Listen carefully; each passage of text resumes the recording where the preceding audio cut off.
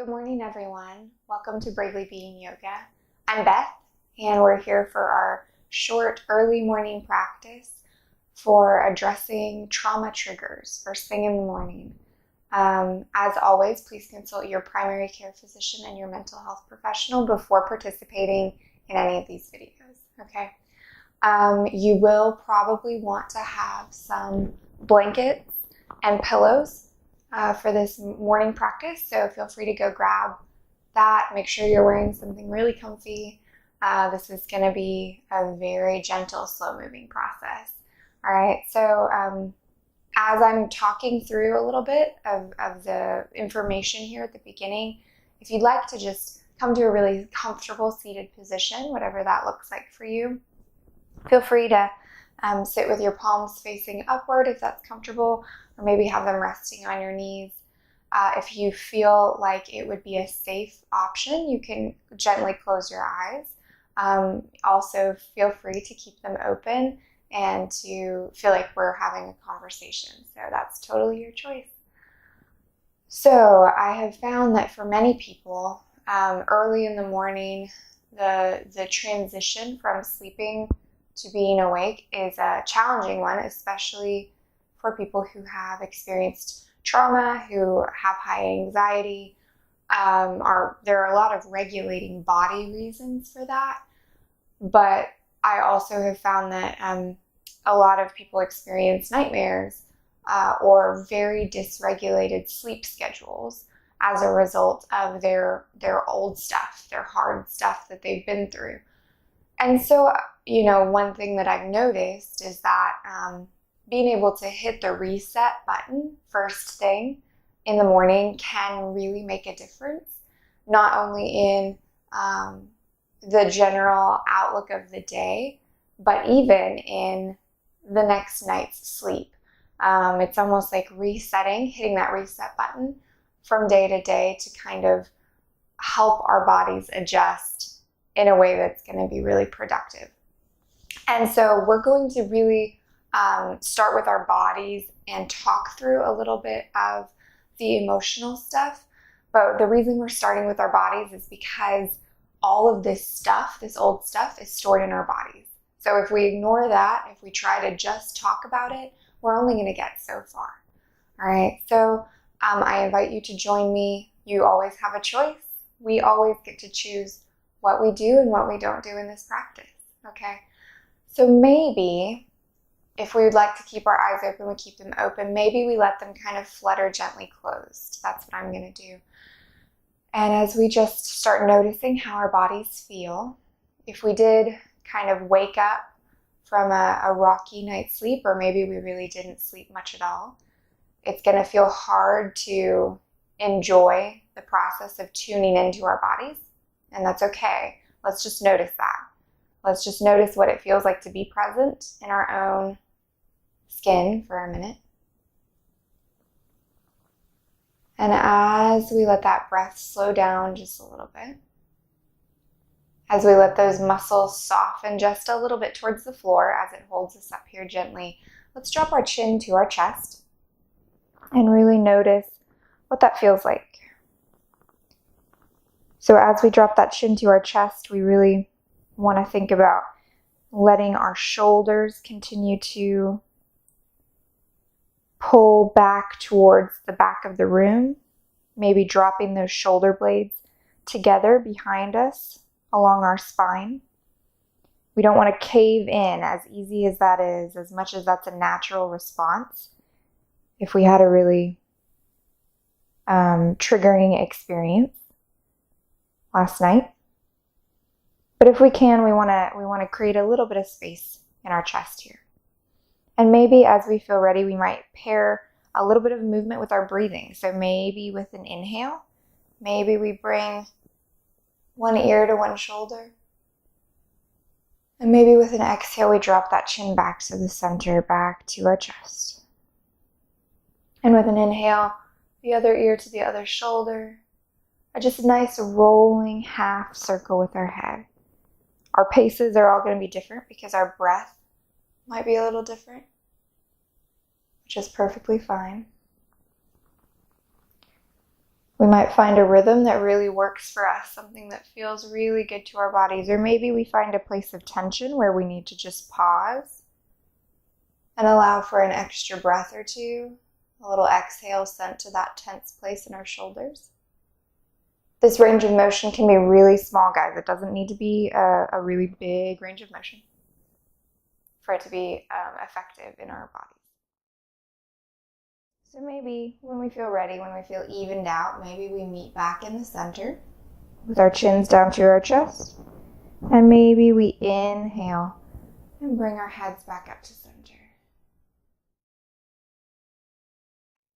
I'm going to turn a little bit diagonally so that you can see. We might go ahead and bring our arms, if this feels comfortable, up to a goalpost position. If this isn't comfortable, let's just leave our hands on our hips and feel a lengthening across our chest. And maybe just notice what this feels like.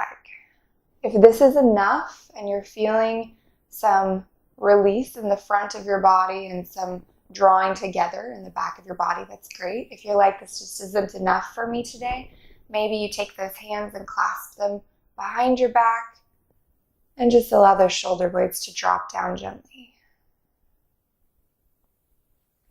Again, just tapping into the sensations. The old stuff that comes up at night has a way of drawing us back.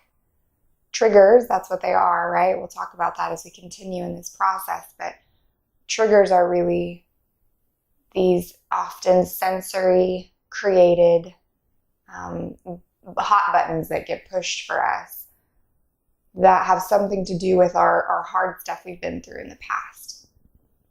Let's kind of reset those arms when we feel ready. Let's straighten back up to that nice seated position.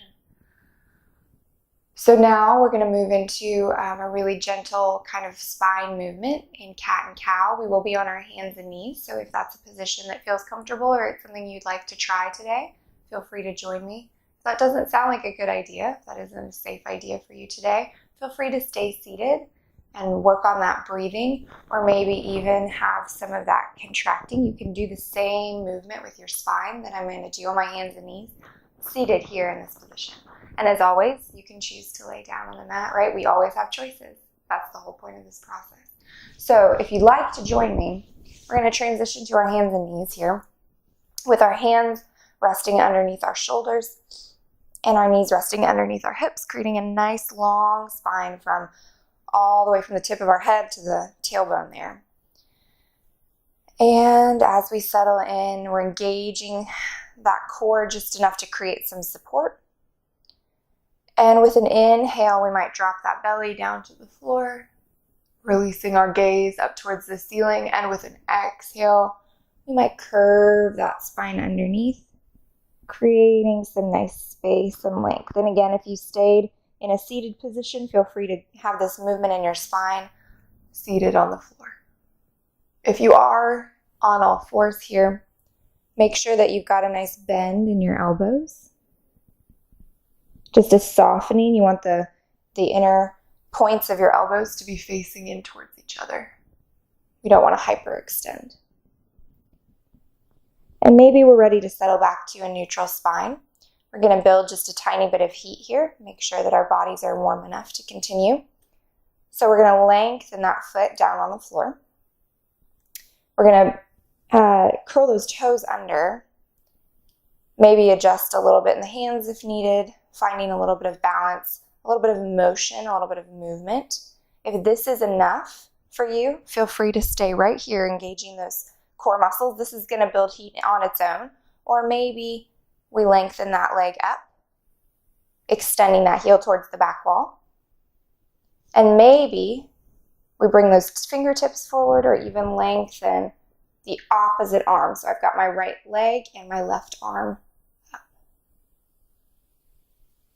Again, just for a moment, building a little heat, a little stability. We'll bring that hand down and we'll bring that leg back down. Maybe we rock a little side to side. I'm going to walk myself forward so I don't hit my screen.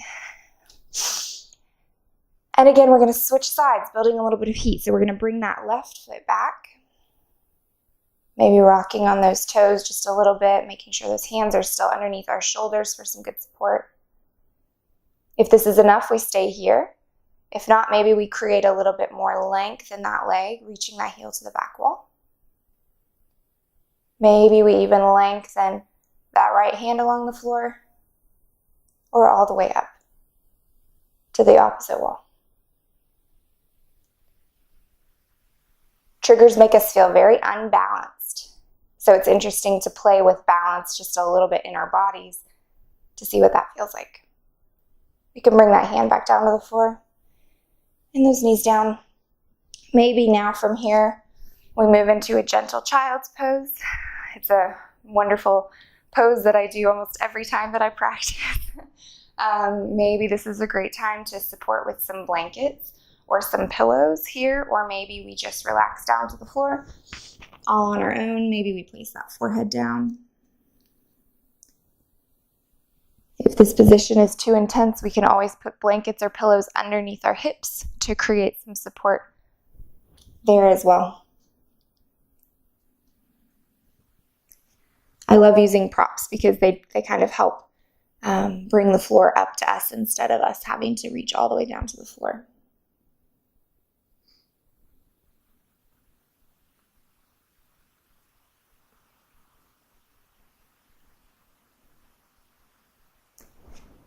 And as we feel ready, let's walk those hands back up. We're going to sit our hips down to one side. And we're going to swing those legs around to the front, okay? Here's another reason that I was suggested some props. You'll probably want some blankets or some pillows or something here to set underneath your knees. We're going to do a little forward fold, a little forward bend. Don't let that sound scary in any way. And as always, we still have choices. If this isn't comfortable for our bodies, we can choose to do something else. We can choose to rest. But we can have as much support underneath our knees as we need here so that our legs really feel that support. And we can even bring pillows to rest on top of our knees. And we're going to have a nice bend in our spine here. Create as much support as you need, okay? We're going to really lengthen that spine. We're not trying to create a rounding in our spine so much as a nice supported forward fold here.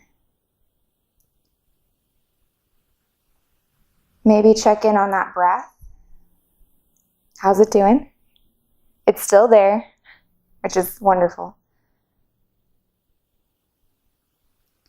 As we work our way through these positions, I hope that you're able to notice how your body responds. I think it's easy for us to get caught up in the procedure of a yoga class or any type of movement, which is why I recommend people repeat these practices more than once, because the more that you practice, the easier it gets to find what feels right for your body day to day. And the more accessible it is, and the more that you can really dive into the emotional experience of each pose. As we feel ready, we can walk those hands back up. We can move all those props over to the side. And we can ease ourselves down to the floor. This might take a minute. Feel free to make yourself comfy. Use one leg as a lever to safely get yourself down to the floor. Make adjustments as needed. We're going to come to a position that's called constructive rest. We're going to bring those feet to the outside edges of our mat, and we're going to let our knees rest together. Now, before we rest, if we feel a little bit restless still, maybe we windshield wiper our feet or our legs, not our feet. That would be kind of crazy. Back and forth, just a little bit of a mini massage on that spine, that lower spine. And as we feel ready, we can kind of settle, right? Those knees together, those feet apart. Maybe resting our hands down by our sides feels great. For some people in this constructive rest position, they actually like to cross one arm over the other across the center of their chest. Feel free to do so if that feels great to you. And as we settle into this constructive rest, you might notice some of that emotion that we were just referring to. I think that we have this tendency, culturally, maybe sometimes to separate our minds and our bodies, to consider them two separate things, and to say that our bodies are just physical, and then we've got our minds, our cognitive selves, our emotional selves as a separate thing. And when it comes to trauma, when it comes to hard stuff, we're really faced head on with the fact that there is a profound connection between our physical selves and our emotional and our thinking selves, right?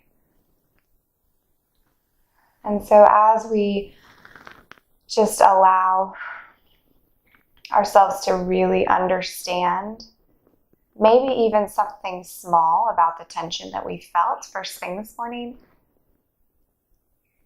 maybe some little sensory piece is being revealed to us, a certain smell, a texture, even a facial expression that we saw on a TV show last night. You know, it can be so many different cues that our body misinterprets now as a threat. It was something very useful before, where our body learned how to keep us safe. But at this point, it's really not serving us well anymore. It's getting in our way sometimes.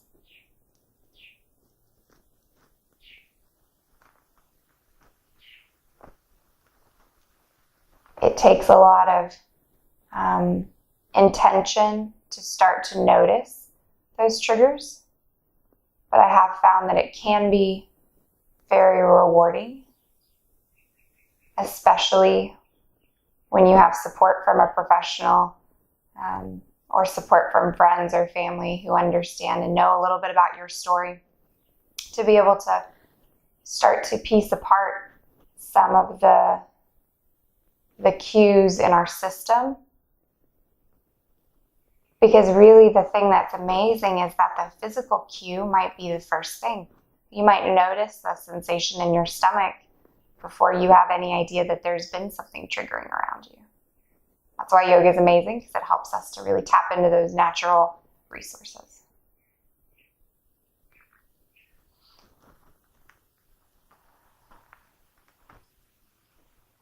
As we feel ready, we might release those arms. Lengthen those legs down to the floor.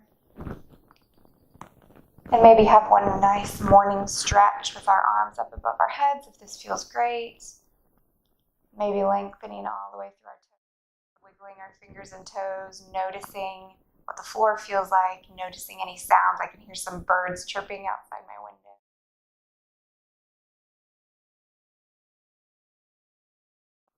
As we feel ready, we can roll over to one side. Kind of protecting ourselves with one hand here. We can use that front hand to press us up to a nice seated position. Maybe those eyes stay closed, or maybe they flutter open.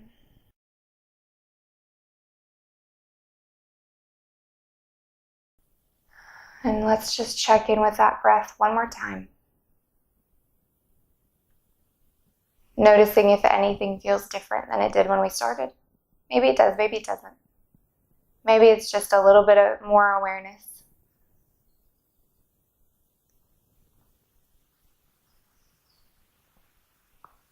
I appreciate the guts that it takes to engage in this kind of practice, to really be present with yourself,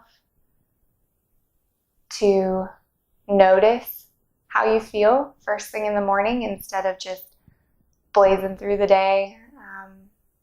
I hope that it's a rewarding practice for you. I hope you come back to it again and again until it really becomes part of you and part of your routine. Just know that you are doing some amazing work here. And I believe in you that you're going to be able to continue to figure this stuff out. And I appreciate letting you, that you're letting me be part of it with you. So, as always, I hope to see you really soon and have a really great day. Namaste.